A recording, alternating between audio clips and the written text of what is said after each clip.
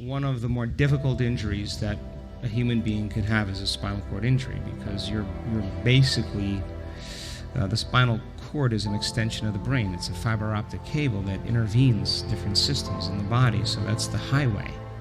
That passage of information from the brain to the tissue passes through the central nervous system.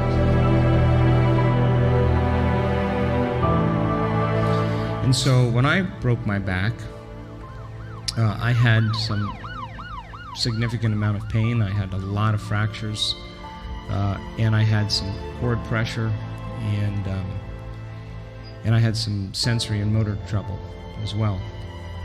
And you know, when you're at that point in your life, and I'm sure you know this, where people don't want to relate with you any longer. You know, they just don't want to relate with you because they don't want to have to make a decision that you have to make. So I could see discomfort on everybody's eyes when they were around me, because they just wanted to return back to their lives, you know, and I understand that. And when you have an injury like this, it becomes kind of an alone process. You have your friends, you have people that you love, the people that take care of you, but there's still you different from everybody else, and that's a huge challenge. The second thing is that you live in a body, and so it's very common for us, and I did this for quite a long time with my own injury. You're always checking the cupboards. You're always checking to see if there's some change. You're always checking, you're always checking, you're always checking. And again, when you're checking, you're not fully engaged in the process. You're not becoming the deed. I will tell you that not only just me, but there have been other people that have been wheelchair bound that have had significant changes in bowel function and bladder function, in sensory disturbances or loss of sensory information, some motor function changes. We've had people have a lot of a clonus, or the stiffness in their legs from spinal cord injury, diminish quite a bit.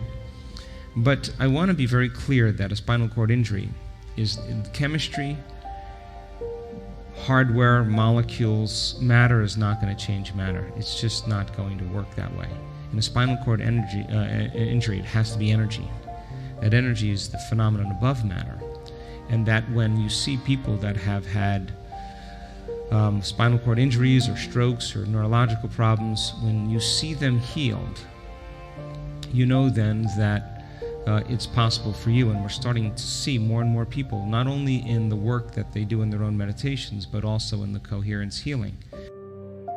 So when you come back to your body, and this happened to me so many times, I'd always check to see if there was any improvement. And then if there was an improvement, then I would feel discouraged.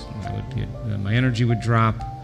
I didn't think it was possible any longer. I'd give up.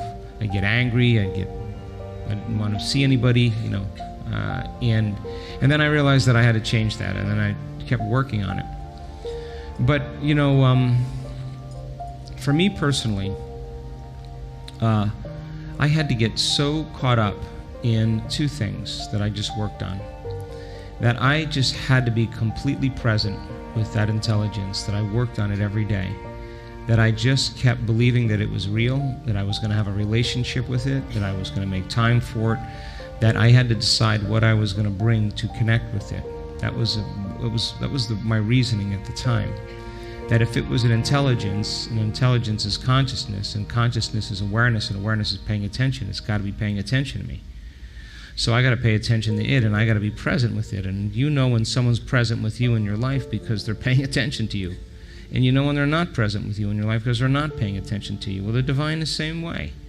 That people start off and they're present, and the next thing their mind moves somewhere else, and it's the act of making that change. And when you have a trauma or a crisis or an injury, we always tend to focus on what we don't want to have happen instead of what we do want to have happen, because that's what the hormones of stress do. They prepare us for the worst.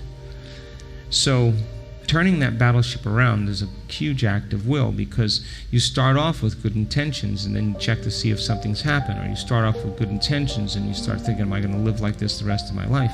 Your mind keeps running back to that question. So when you start getting beyond that question, and you stop checking and you just keep doing the work with more intensity and you keep connecting, that's what it's going to take for you to begin to have changes. The checking means that you're waltzing, taking that one step forward and the one step back. I would suggest that when you connect to that unified field, when you truly connect, and you have the opportunity to bring that energy into your body, I would just keep bringing that energy into your body. I would just keep raising the frequency of your body and just keep working with it. And I wouldn't care how long it took. I would just practice getting better at that. And if you keep getting better of drawing energy from the field into your body, sooner or later you're going to raise the frequency of it, and that nervous system will switch on. And what kind of changes will you see? Well, in the beginning, it's just those quick electric shocks that people have. I mean, some people have the energy move through their joints that have been stiff or frozen, and they start feeling these articulation releases. I mean, we've seen all kinds of things like that. But for you, 6 months into this, after a 3-year injury, it's going to take a little bit of time, because it's so easy to check in with your body after you have a meditation and realize nothing changed.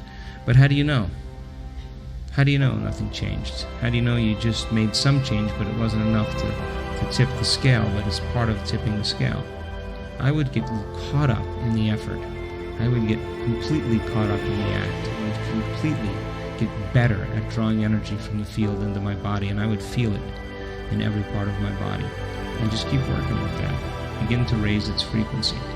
So I had many dark nights in my own injury because not a lot of people want to be in your position. I can tell you that. And so, but there are people in this work that are at it, that are making small strides, and we only need one person to do it. And once we have one person do it, then it's going to be the new normal, because other people are going to begin to do it. So see yourself as a leader in showing people how to do this.